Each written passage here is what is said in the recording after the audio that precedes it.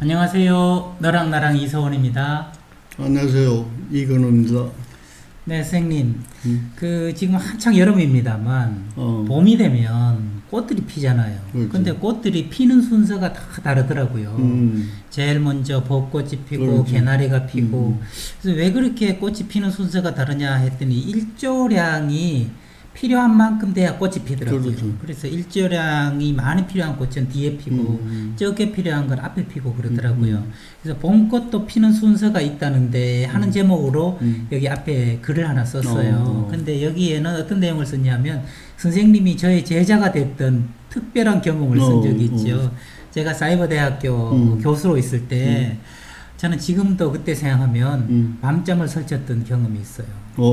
선생님이 매번 글을 올리셨잖아요. 그래서 한 강의 들으면 선생님이 이만큼씩 그 소감에 대해서 글을 써가지고 제가 뭔가 했더니 예를 들면 뭐 자연에 대해서 이야기를 했더니 선생님이 자연이 스스로 그러함이라면 인연이라는 것도 있다. 인간도 그러함이 있다 하시면서 쭉 쓰시니까 아 선생님 제발 막 이런 거 쓰시지 말지. 이것도 학생들도 다 보고 제자가 선생님의 또 선생이 돼가지고 이런 과목을 강의하는 게 그때 제 과목이 무엇이었냐면 사회복지 상담의 기초라는 과목이었어요.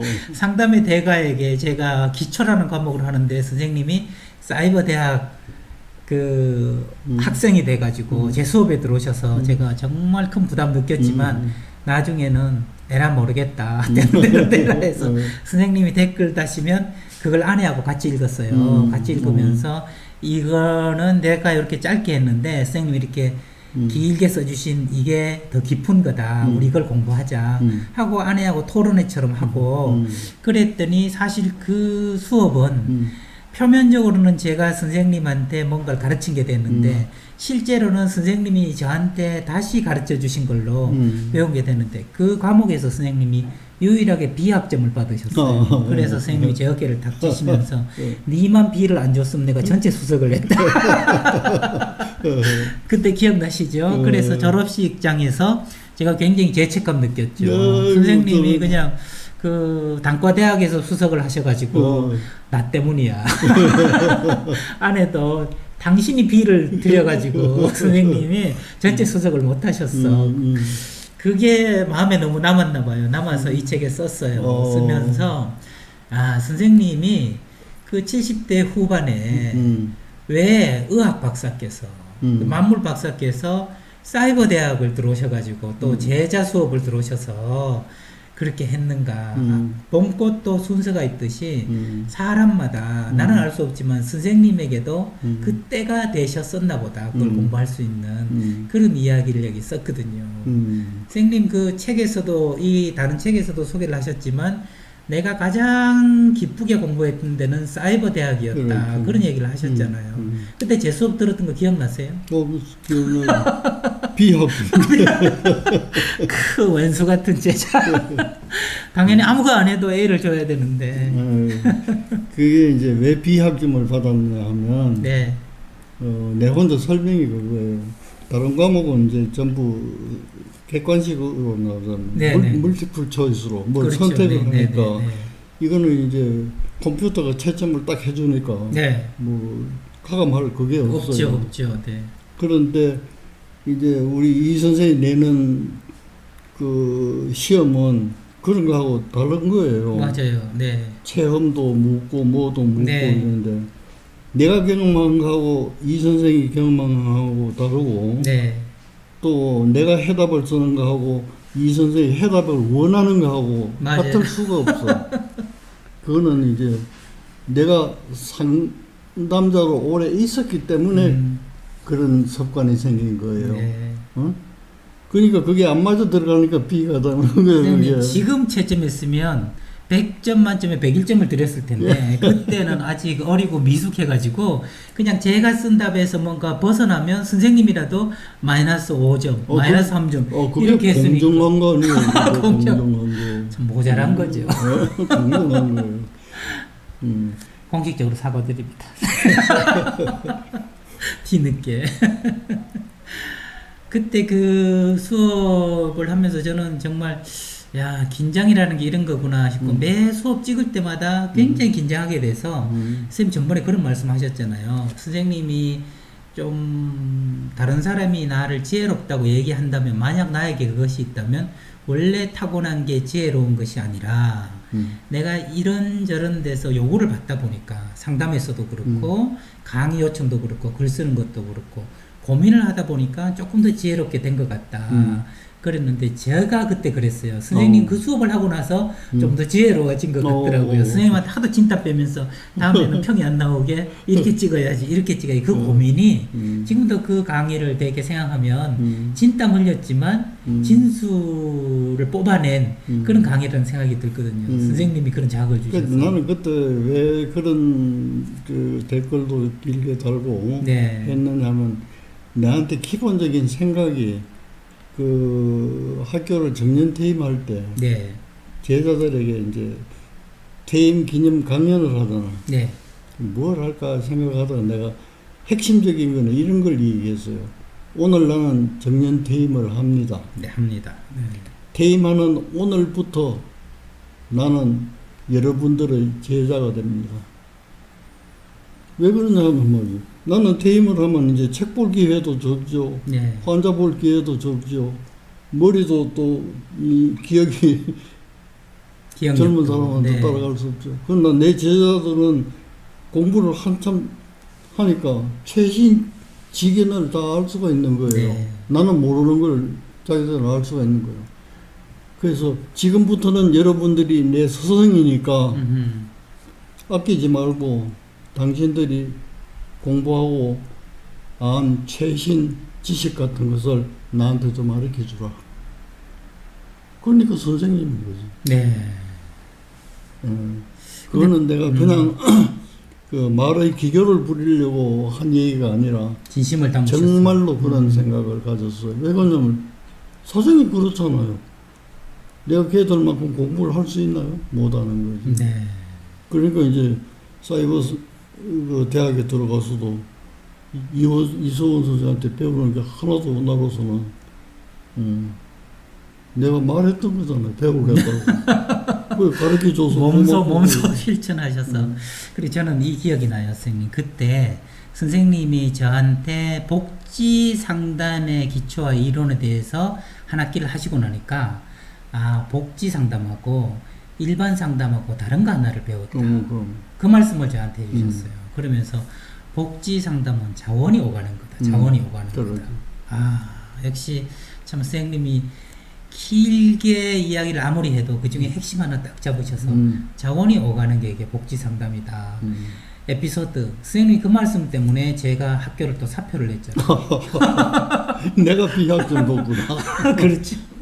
그게 뭐 제 사정을 이제 지금은 이야기할 수 있다는데 선생님이 그 말씀을 듣고 나니까 제가 선명해지더라고요. 아, 복지 상담은 일반 상담하고 다른 것들은 같은데 정말 힘든 분한테 국가 제도를 통하든 아니면 민간 영역을 통하든 필요한 자원들을 이렇게 주는 그런 전문직, 그런 상담이구나. 그럼 이 복지 상담은 일반 상담하고 다르구나. 그럼 이걸 가르칠 때도 다르게 가르쳐야 되겠다. 해서 그럼 복지 상담학과를 만들어야 되겠다. 해가지고 제가 총장님하고 학교에 계속 설득한 게 뭐냐면 복지 상담학과를 만들고 제가 거기 학과장이 되겠습니다. 그리고 여기에 필요한 선생님들을 충원해가지고 복지 상담학과를 하면 우리 대학교가 큽니다. 그걸 줄기차게 몇 년 동안 주장을 했는데 택도 없는 소리 하지 마라. 우리 학교는 이미 심리상담학과가 있고 심리상담학과에서 그걸 포함해서 하면 되지 왜 상담 들어간 두 개를 해가지고 학생을 분산시키느냐. 이게 이제 총장님 의견이라서 계속 그것 때문에 마찰이 있다가 결국 이런저런 일로 근본적으로는 학교를 나오게 된 이유가 그러면 뭐 무거운 절이 떠나겠어 가벼운 중이 떠나지 이런 마음으로 떠나게 됐는데 돌아보면 선생님이 복지상담을 칼같이 구분하시는 바람에 제가 복지상담학과를 만들려다가 그런데 아이러니는 지금 제가 서강대학교 겸임교수로 있는데 여기에 대학원에 복지상담 전공이 생겼다는 거예요. 그래서 제가 여기서 지금 복지상담을 가르치고 있거든요. 그걸 보면 참 선생님 말씀이 나오기도 하고 새롭게 서강대학교에 제가 들어가서 강의하면서 새로운 전공을 만들기도 하고 참 전에 우리가 이어서 대담했는 것 중에 네. 희망이라는 것은 간절히 소망을 하면 언젠가는 이루어집니다. 그랬잖아요. 네. 그러니까 언젠가 가는 게 이제 서강대학에서 맞아요, 선생님. 제가 서강대학교 교수님한테 전화를 한 통 받았을 때 정말 눈물이 나더라고요. 이 박사, 우리 다음 학기부터 사회복지 상담 전공이 만들어져. 이 박사 좀 노력해줘. 이런 얘기를 들었을 때 이렇게 눈물이 솟아나는 것 같더라고요. 선생님 말씀 맞아요. 간절히 그렇게 말하니까 서강대학에서 언젠가 이렇게 이루어지게 돼서 요즘 굉장히 신나서 과목도 만들고 강의도 하고 그러거든요. 야, 그러고 보면 선생님은 제 인생에 있어서 참 B학점도 잘 주시고 그래서 A학점이 되게도 만드시고 그랬는데 선생님 사이버 대학 공부가 정말 재미있으셨어요? 정말로 재미있었어요. 정말로요?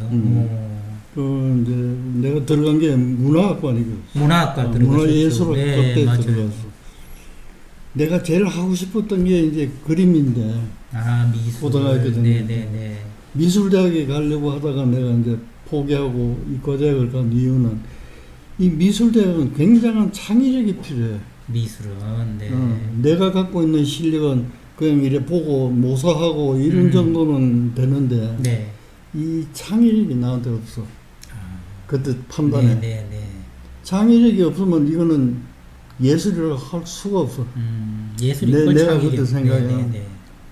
그래서 그러면 나한테 맞는 대안이 뭘까? 네.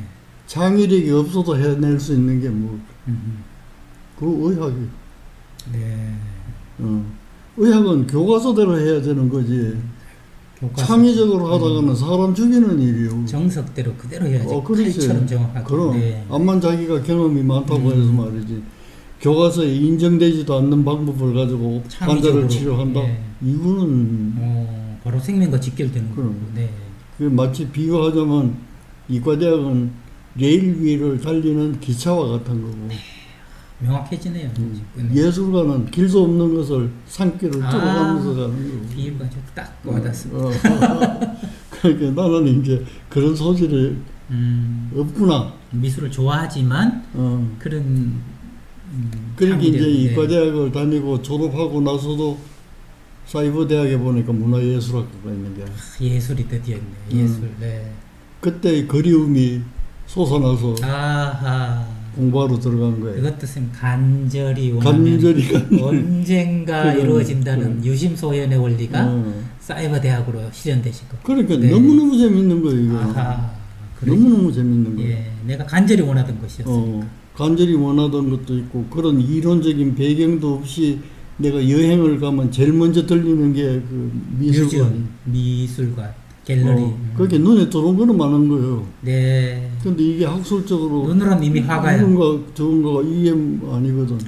책에는 안 적혀 있지. 체계적으로 이렇게 배우니까 그거 얼마나 재미있어요. 네. 그러기도 하고 퇴임을 하고 나니까 시간이 학생 가르치고 이할 때보다 많잖아요. 그러니까 다른 사람은 한 번 보기에도 힘든 걸 나는 두 번, 세 번 보고. 제가 기억나요. 지금 삼청동에서 늘 컴퓨터로 공부하실 때 제가 한 번씩 가보면 화요일, 금요일 이것처럼 화요일, 목요일처럼 이틀을 딱 정하셔서 그 이틀은 아무것도 안 하고 오로지 문화예술학과의 온라인 수업을 들으시는 걸로 그걸로 두 번씩. 그러니 어떻게 A를 안 받으실 수 있겠어요.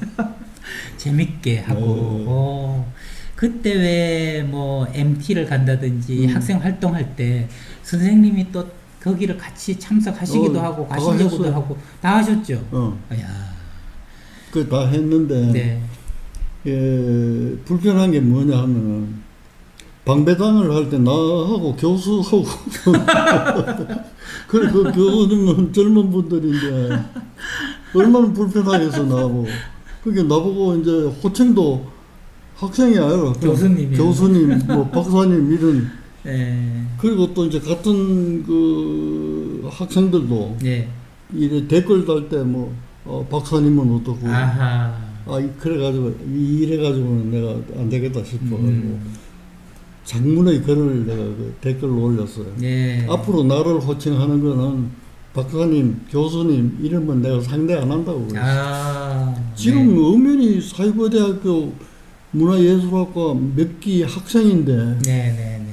나보다 선배는 날 보고 후배님이라고 불러주시고 네, 네, 네. 내보다 밑은 나보고 선배님하고 아, 불러주세요. 나를 똑같이 대우해 주세요. 그 말씀이네요. 딱 그랬어. 네, 네. 그랬더니 이 사람들이 너무 좋아하는 거야. 그래서 많이 친구들이 많아져서 젊은 그래요. 친구들이. 네. 그 지금도 이제 그 여러 군데 그 친구들이 이제 선배 후배 동기들이 이메일이 오면 나는 깍듯이 선배님하고 이렇게 친한. 아하, 예. 그래서 이제 그게 숙달이 돼가지고 네. 후배님 건강 조심하세요. 뭐 코로나가 어쩐데 뭐 아하. 후배님 그 하도 이제 그걸 왔다 갔다 하니까 이제 다른 사람하고 이렇게 또 소개를 시켜줄 때가 네, 네, 있잖아요. 네.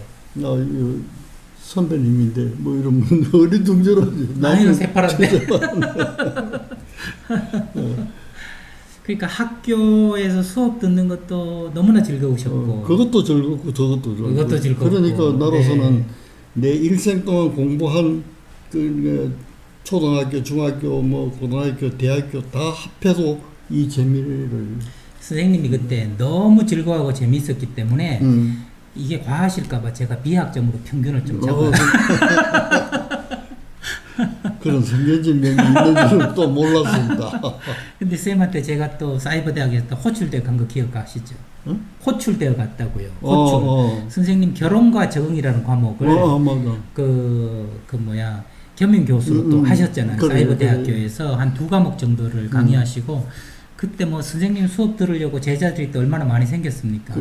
내가 그 이제 학생 하면서 그렇죠. 4년 동안 학생이고 3년 동안 교수하고 맞아요. 이걸 같이 해서 그때 선생님께서 결혼과 적응이라는 과목을 하시면서 비학점 줬던 이서워 여기 와라. 그 떨리는 마음으로 갔을 때 선생님이 저 결혼 줄에 서주셨던 건 그때 처음으로 선생님이 저에게 시도했던 게 결혼하면 아내한테 받고 싶은 거 5가지 내가 줄 수 있는 거 5가지를 써라. 아내에게도 남편에게 받고 싶은 거 5가지 남편에게 줄 수 있는 5가지를 써라.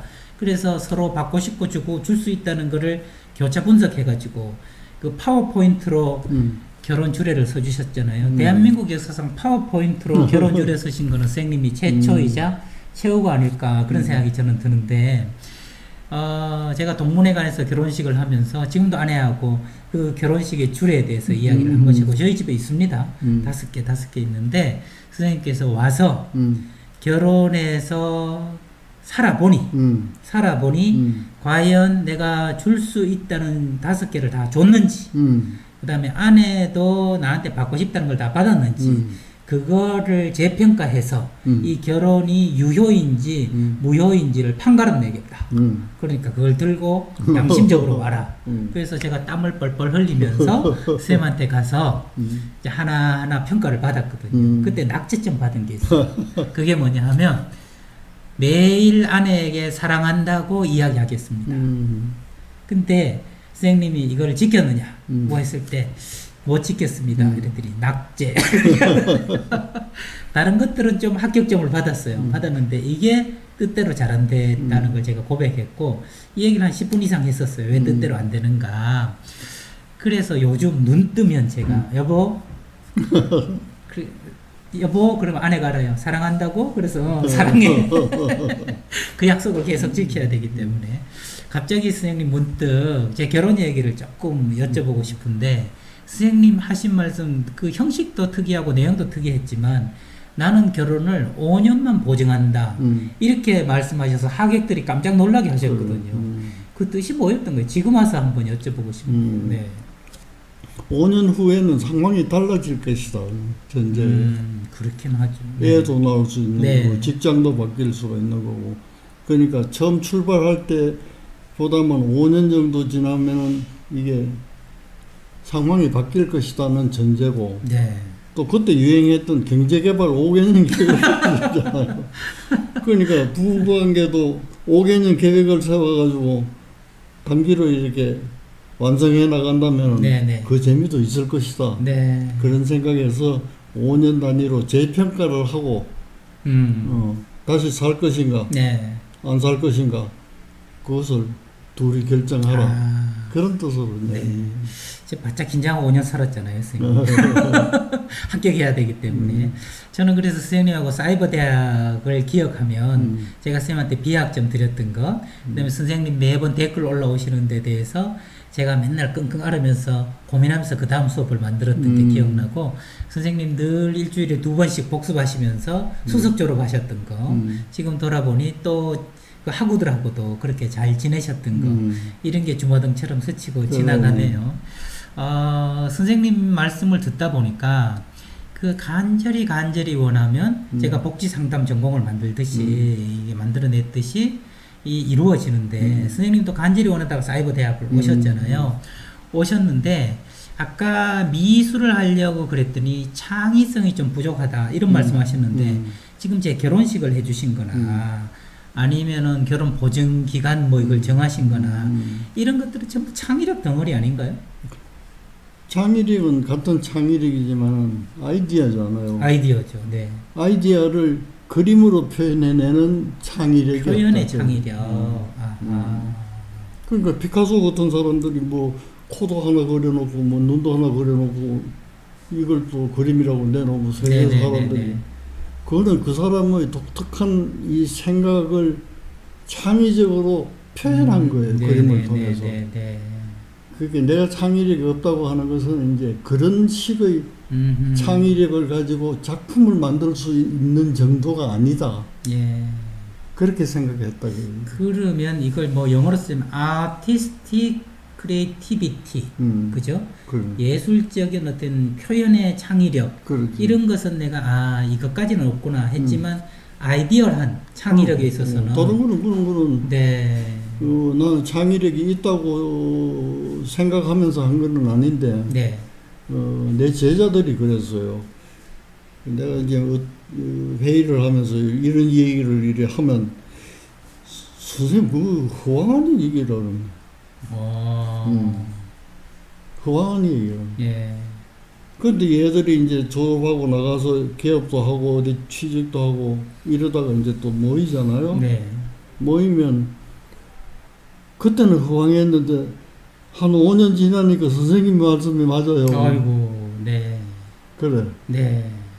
그러면 그게 내가 상당히 창의력이 있는 일이죠. 그렇죠. 네. 미리 성견지명으로 앞을 내다보신 거고요. 그게 제가 이 책에 쓴 봄꽃도 피는 순서가 있다는데, 이게 무르익어지면 그때야 현실로 꽃이 피는 거 아니겠습니까? 그래서 미리 내다보는 것이 창의력의 핵심이라고 할 수 있을 텐데, 선생님, 저도 선생님에게 늘 배우고 싶은 게 바로 그 분들이 이야기한 창의력이었거든요. 저는 이게 좀 맞는지 선생님 한번 들어봐 주세요. 저도 이렇게 학생들을 가르칠 때나 무엇을 할 때 창의적이다는 이야기를 심심찮게 듣고 있거든요. 예를 들면 이제 가족복지론이라는 과목이 있단 말이에요. 가족복지론이 있으면 보통은 이 교재를 사가지고 교재에 있는 그 진도를 나가는데, 저는 교재 없이 학생들한테 첫째 주에는 어머님한테 전화해가지고 결혼할 사람의 조건에 대해서 보고서를 쓰라. 두 번째로 남자친구하고 예물 예단 계획을 세워라. 세 번째는 결혼식장에 가서 비용을 알아봐라. 네 번째 주에는 아이가 태어났을 때 어떻게 할 건지 계획서를 써라. 뭐 그다음에 남편이 바람 피웠을 때 어떻게 할지 계획서를 써라. 이런 걸 해가지고 매번 수업을 했거든요. 그러니까 학생들이 제 수업을 한 학기 듣고 나서는 진짜 창의적인 수업이었다. 근데 너무 도움이 됐다. 그러면서 지금도 이제 교수된 학생들이 정말 괴짜 수업이었다 이런 이야기를 한단 말이에요. 그래서 저는 모든 과목들을 좀 그런 식으로 만들었는데, 제가 그렇게 좀 다른 사람이 볼 때 창의적으로 만든 이유는 항상 근본 의문을 던진 것 같아요. 가족 복지라면 과연 이 네 글자를 배우면 뭐가 달라져야 되겠는가를 생각을 하면 교과서를 배우는 게 아니라 정말 내가 가족 복지를 위해서 뭘 해야 될지 알아야 되겠다. 그러면 방법들은 자동으로 이렇게 나오더라고요. 그래서 장애인 복지론을 가르칠 때도 장애인 부모를 부르고 장애인을 불러서 수업을 했단 말이에요. 그러니까 창의력이다 그랬는데 이 과목을 통해서 궁극적으로 무엇이 바뀌어야 되고 알아야 될까를 본질적인 걸 생각하다 보니까 방법들이 창의적으로 이렇게 나오는 것 같더라고요. 그래서 제 방식으로 그렇게 하다 보니까 저는 이제 선생님도 이렇게 살펴보게 선생님은 어떻게 창의력을 발휘하시는가 했는데 놀라운 새로운 아이디어 뒤에는 근본적인 그 목적을 달성하는 가장 효과적인 선생님만의 방법 이런 생각이 들더라고요. 그래서 과연 제가 이렇게 느낀 것이 이게 제대로 느낀 건가 하는 걸 언젠가는 선생님한테 확인 도장을 한번 받고 싶어서 그게 지금입니다. 어떠십니까? 그건 내가 대답할 수 있는 거는 딱 한 개밖에 없어요. 그건 이소원 선생이 생각한 게 맞아요. 내가 그랬다는 말이 아니라 네. 자기 생각이 그런 걸로 아유, 오늘도 그렇게 보신 거예요. 네, 제가 그렇게 본 거. 네. 그렇게 본 걸 내가 그게 아니다. 그게 아니잖아요. 이것도 창의적인 대답이시네요. 그래서 창의적이라는 것도 네. 내 아까 제자 얘기하다가 끊겼는데 네. 그런 식으로 자꾸 이제 나가다가 나중에는 이제 또 그런 얘기를 했어요. 또 어떤 환자를 이렇게 보면 좋겠다, 저렇게 보면 좋겠다. 그때 내가 아이디어를 낸 게 예를 들면 의사들은 이제 그냥 계속 개업을 하면 되지만 간호사 같은 사람은 말이지 개업을 할 수가 없잖아요. 그렇죠, 그렇죠. 그래서 내가 그 정신 전문 간호사를 교육할 때 앞으로 여러분들이 정년퇴임하면 하숙집 주인을 하숙집 주인. 와, 이거는 뭐 기발한 말씀인데요. 그건 뭐냐면 기상천외한 집을 한 채 국가에서 빌리든지 빌리고. 네. 그럼 여기에다가 정신장애자의 납병원을 차리라 이게. 통원하고. 네. 그다음 여기 자는 입원. 그거는 이제 의료적인 입원이 아니라 네. 숙소 개념으로. 예. 자고 직장에 나가고. 직장에 나가면 이제 텅 비잖아요. 그렇죠. 그러니까 납병원 환자가 와서 이용하고. 그러면 자문을 정신과 의사한테 구하면 되잖아요. 그렇죠. 네. 응? 예를 들면 부지런하면 하루에 한 번 놀러 왔다 차 한잔 하고 가세요. 그럼 온 김에 환자 보면 그런 얘기를 내가 한 적이 있어요. 네. 그러니까 이제 굉장히 생소하고 창조적인 그렇죠. 창의적인 거지. 그래 그걸 내가 자꾸 얘기하다 보니까 그 나한테 배운 간호사가 네. 선생님 지금 하고 있어요. 지금 하고 있대요. 지금 하고 있어요. 네. 그래서 내가 깜짝 놀란 거예요. 내 생각이라는 게 이제 이렇게 고갈되어 가는구나. 이미 하고 있다, 이게. 예. 난 너무 반가운 거지. 네네네. 내 영향을 받아서 한 거지, 뭐, 납병원, 데이케어 센터 이런 걸로. 주장한 거는 이제 네네. 간호사들한테 하숙집 주인되라 하는 건 그런 뜻이요. 네. 그런 자기가 취득한 경험을 가지고 하숙집 주인에서 그런 장애인들을 모아놓고 도움을 준다? 네. 얼마나 좋은 일이에요. 그렇죠. 네. 지금 선생님하고 저하고 대담하고 있는 것도 이게 창의적인 선생님의 방법으로 하고 있는 거잖아요. 지금 앞에 책 2권 있지 않습니까? 선생님의 책과 제 책과. 저는 그때 참 선생님께 크게 감사하는 마음이 들었는데 선생님 책은 이게 50만 부가 팔린 초 베스트셀러 책이고 저는 겨우 이게 몇천 권 팔린 책인데 선생님께서 아직은 내 책이 그래도 조금 더 팔렸으니까 아는 독자들이 많을 테니까 그 독자들을 생각하면서 이 책도 소개할 겸 저한테는 뭐 보잉 747기에 파리가 붙어서 날아가는 것처럼 기쁜 일 아니겠습니까? 그리고 내용도 선생님 책의 내용이 아니라 제 책에 있는 내용을 하나씩 소재로 삼자.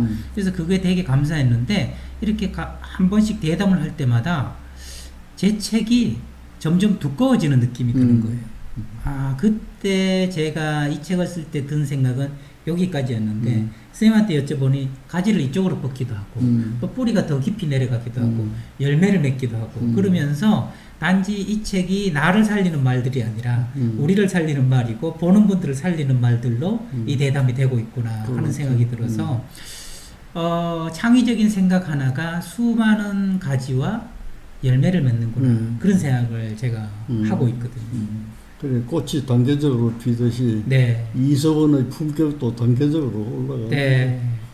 점점 중독되는 것 같아요. 중독돼서 선생님이 또 어떤 말씀을 해주실까. 사실 저는 지금 라디오 방송을 진행을 하고 있잖아요. 혹은 뭐 TV에 어쩌다가 나가거나 신문에 하거나 그럴 때 선생님도 많이 해보셔서 알겠지만 대본이라는 게 있지 않습니까? 그래서 작가가 써준 대본을 대부분 읽고 그것을 생동감 있게 읽을 뿐이죠. 나머지는 제가 이제 창조적으로 이야기를 하는데 어떻게 보면 틀이 주어지고 그 속에서 제가 할 수 있는 그 재량권이라는 게 굉장히 30-40% 적단 말이에요. 근데 선생님과 대담은 각본 없는 연극이잖아요. 이게 100% 선생님도 제가 무엇을 여쭤볼지 전혀 알지 못하고 저도 선생님이 무슨 대답을 할지 전혀 모르고 이렇게 대답을 하니까 처음에는 긴장도 되고 힘들었는데 요즘은 어깨도 좀 내려가고 그냥 이런 생각이 들어요. 에라 모르겠다 이런 생각이 들면서 이런저런 이야기를 하는데요. 이런 대담도 유튜브에서 흔치는 않을 것 같아요. 뭔가 준비하고 여쭤보고 이럴 텐데 이렇게 프리하게 주고받는 대담 이것도 좀 창의적일 것 같은데 뭐 창의적이기도 하지만은 그게 더 진솔한 거예요. 네. 진심에 가까운 얘기예요. 있는 그대로. 네. 그러니까 한 가지 예를 들면 내가 그때는 라디오인데 라디오 방송에 나가니까 그 당시에 이제 스타 강사라고 한 분이 오셔서 이제 그 주제에 대해서 그 리허설을 한번 해요. 들어가기 전에 이제 그때만 해서 작가가 있어가지고 써주는 건 아니지만 리허설을 한번 해요. 리허설. 그러면 거기서 막 발언을 하더라고. 그러니까 이제 PD가 그 말 참 좋다고. 그 말을 꼭 해주세요. 이렇게 이제 진행이 되는 거예요. 그 들어가가지고 대담을 하니까 말이에요. 그거는 입 싹 닫고 전혀 딴소리를 하는 거예요. PD가 아까 분명히 그거 포인트 줘서 얘기하려고 그랬는데. 그 나도 놀라고 PD도 놀랐어요. 그래서 이제 다 끝내고 또 차 한잔 하면서 그 얘기 하면 딱 좋은데 왜 안 그랬느냐. 그랬더니. 그 얘기 했다가 집에 가서 뭐 혼날라고. 그러니까 방송용이 따로 있고 진솔한 얘기가 따로 있는 거예요. 그러니까 지금처럼 예를 들면 그 작가가 있어가지고 써주잖아요. 그거는 이미 인위적인 거예요. 인위적인 거니까. 사실은 그게 필요 없어. 필요 없는데 요새는 자꾸 이제 그렇게 해야 그게 규격화가 되는 거니까 그렇게 하는데 나는 생방송이 제일 좋아요. 그래서 그 당시에도 이제 나오라고 그러면 이제 PD가 이제 내 성격을 알기 때문에 쓴 거는 그냥 쓴 거니까 참고만 하시고 참고만 하시고 난 참고도 안 했어. 왜 그러냐면 이분이 내 마음을 알지도 못하고 자기 생각이 작가의 생각 자기가 듣고 싶은 생각을 갖다 쓴 거예요. 그러니까 그건 읽어볼 필요가 없어.